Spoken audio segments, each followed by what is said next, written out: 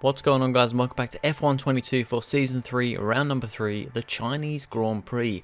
So we're in China for the first time on this game, so a new track for this game, see what this one has in store. China was pretty good the couple of times we went to it in F1 2021, so I'm hoping for similar sort of stuff here. Looking at R&D, we've actually been just slightly overtaken by McLaren going into this race, but we're still right there with them.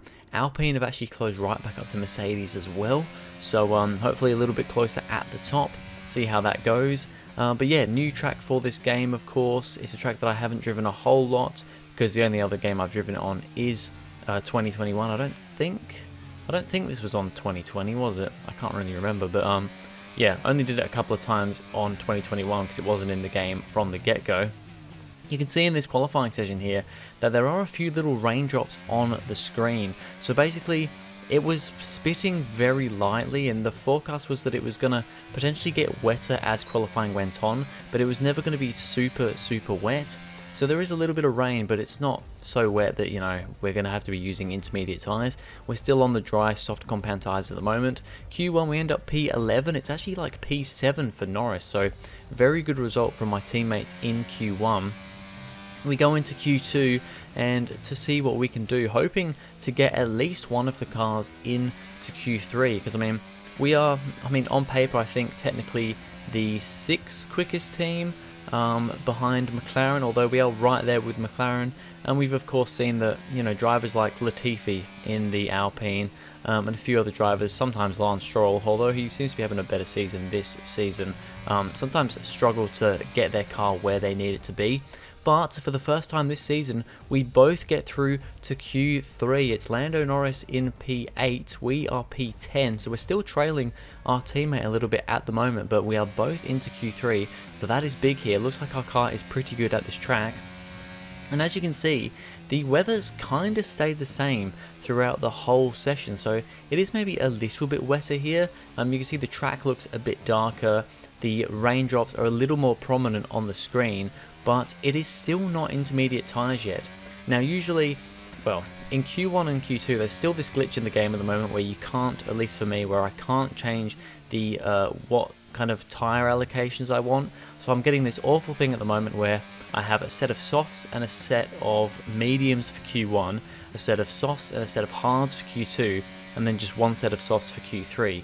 Usually, if I was able to choose, I'd use all my softs in qualifying, so I'd, you know, do a couple of runs on softs in Q1, a couple of runs on softs in Q2, and then I'd go out at the end of Q3 and do a run on the last set of new soft tyres. But because of the way that things are working out, that's not really how I'm able to do it at the moment with the glitch in the game. So, well, I hope it's a glitch. I really hope it gets fixed. It's been here for like a month or so now and it still hasn't been fixed, so I'm really hoping they do get around to fixing that. But the thing is, I actually went out earlier in Q3 because the rain was supposed to be getting worse, so I thought I'd better set a lap time early to get a good lap time, because if I go out later, if I go out later and the track is better, then it's going to kind of screw me over.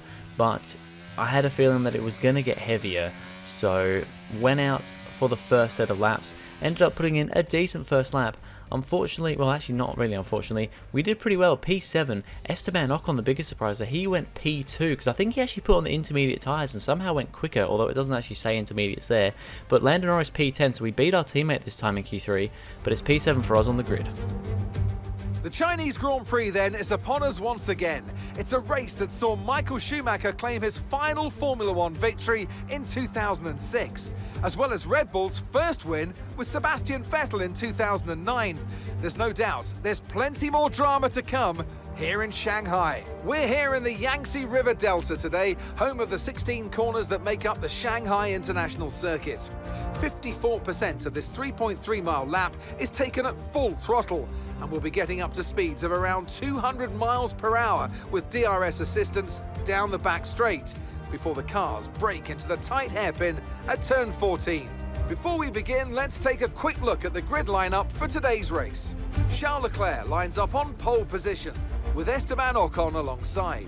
Looking at the rest of today's grid, we have Hamilton, Verstappen, Carlos Sainz, and Ricciardo.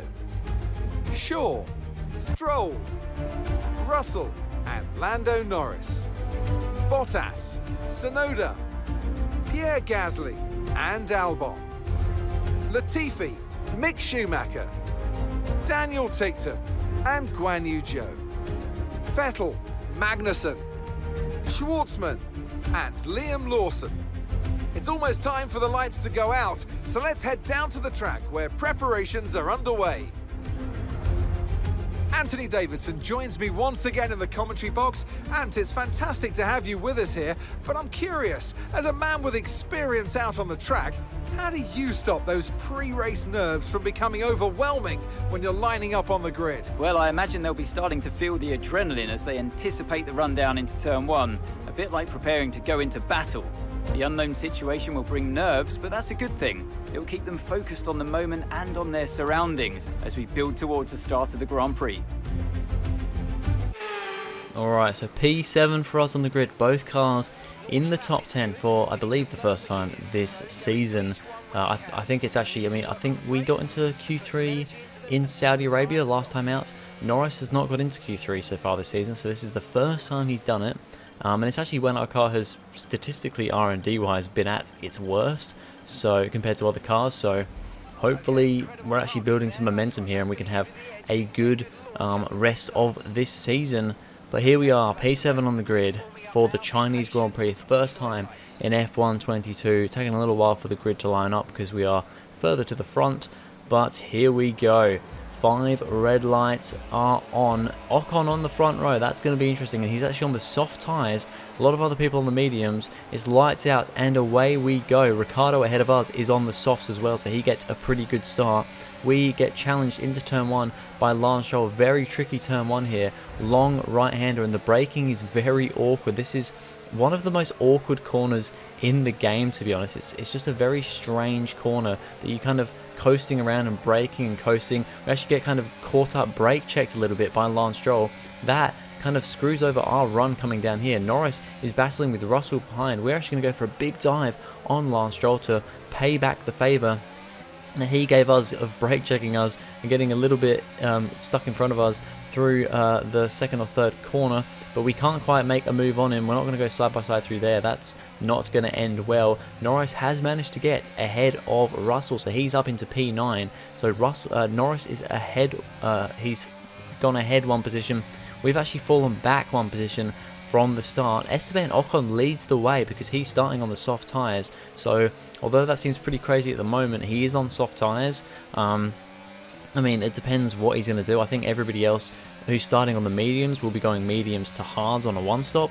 The soft tyre runners, they could be going a soft, medium, maybe soft, or soft, medium, medium, or maybe they're going a soft, hard. Maybe they can stretch out a soft, medium one-stop. I don't know. We'll have to wait and see what happens there. Down the straight, though, we're actually getting challenged by Norris, and we're not really going to fight him into that big hairpin at the end of the straight. And we're actually going to let Norris go. He just seemed to have a better run off the corner and got alongside us, and we just weren't going to fight him there. So we are unfortunately down to P9, but it's a good start for Lando Norris, and it's a good start for the team as a whole. Like I said, Esteban Ocon leads the way on the soft tyres, but Charles Leclerc is keeping him honest behind, and he's on the medium tyres, of course. So yeah, it's still looking good for Leclerc. But if Ocon can make this strategy work, potentially make a one-stop work, or just have great pace on a two-stop, he could be in for a very good result today. Maybe not the race win, but he could be on for possibly a podium here today. A few laps in, and we are now behind Norris, and he's starting to kind of lose pace to Stroll and the cars ahead, and we are somewhat getting stuck behind him. So we don't want to make a kamikaze move on Norris. He's doing a very good job here, and I want him to finish in the points. He hasn't scored points so far in the first 2 rounds of the season. It'd be great if he scores some points in this 3rd round to kind of get the momentum going for us. behind, no, in front of us actually, I think, is Max Verstappen, who's just gone for a move on Daniel Ricciardo, I believe that is. Ricciardo on the soft tyres, and those tyres perhaps starting to wear out a little bit, but Ricciardo is actually going to come back at Verstappen into the final corner. They're going to go side by side, and Ricciardo's going to find himself just slightly ahead, but then Verstappen's going to have the better run out of there, and as they come into turn 1, that is Carlos Sainz now going for a move up the inside. He's got past Ricciardo. He's now side by side with Max Verstappen. It's the championship leader versus the defending world champion of Max Verstappen. Sainz trying to keep it round the outside, but I think Verstappen may just about have the grip to stay ahead, and he does just about. Sainz though is still going to try and fight this one. Ricciardo's still looking there in the background, but unfortunately for Sainz, he can't make the move stick. He stays ahead of Ricciardo, but is not able to get past Verstappen. And Ricciardo is definitely starting to feel the pain on those tyres, as now Lewis Hamilton in the Mercedes is going for a move on him as well. Round the outside of the final hairpin, it's going to give him the inside for the final corner, and he's going to make that one look fairly easy there, although he will not have DRS, I don't think, down the next straight, but Ricciardo just doesn't have the pace. Lance Stroll now going for a move round the outside as we come into turn 1. Ricciardo once again still going to fight this one, but ultimately those soft tyres are definitely at the end of their life now. We have also arrived, well, Lando Norris actually has arrived on the scene, and as we pick up from where we left off, Norris has a little look on Ricciardo, gets all caught out around that corner, then runs wide through the next corner, gets caught out there, and that just allows us to boost the ERS, get past, and it's a clean overtake for us. I didn't want to make it too difficult for ourselves and, you know, cost our teammate time. So thankfully he makes a little mistake and we get that move done. Leclerc now leads the way with Ocon coming in for his first pit stop. He's doing a pretty good job, but what is that? That looks like an issue for the Ferrari. He's going very, very slowly, and that is it. He's going to park the car up, and that is Charles Leclerc out of the Chinese Grand Prix with a mechanical failure. Terrible stuff from him and Ferrari there. Not what they would have wanted from the race lead. Sebastian Vettel is finding himself with Esteban Ocon actually behind him, because Ocon now trying to make up positions. He's coming for his first stop onto a set of medium tyres, so we're going to see what strategy Ocon is going for. I'd say he's probably going for the two-stop, coming in when he did for those medium tyres. He gets past Vettel, and now he's got, I think that's Kevin Magnussen in the Williams in front of him. I think, is it Magnussen? Yes, it is. The yellow TCAM is Magnussen, but he can't quite do anything on him that lap around. Now Carlos Sainz is on the back of Max Verstappen, who I believe is the race leader now. But as we come down here, there's actually a little bit of smoke coming from the back of Carlos Sainz's car, and oh, this is disaster. Disaster, Ferrari. The smoke has now turned black, and that is another Ferrari out within 2 laps of each other. Both Ferraris are out of this race. 2 cars that could have definitely fought for a podium, probably have fought for the race win. The Ferraris have been very quick this season. Sainz winning both of the first 2 races, but he's out. Leclerc's out. Both Ferraris are out of this race, so that is big for the drivers and the Constructors' Championship, with the drivers and Constructors leaders both out of this race. We still have Ocon trying to get past Magnussen, but Magnussen's actually trying to make a move on, I think that's Dan Ticktum in the Alfa Romeo. His rookie season in Formula 1 in that Alfa Romeo. The Alfa Romeo on paper is the 6th quickest car, but unfortunately with 2 rookie-ish drivers of, you know, Ticktum and Zhou, they're not having a great start to the season, and just generally that car just isn't really amazing.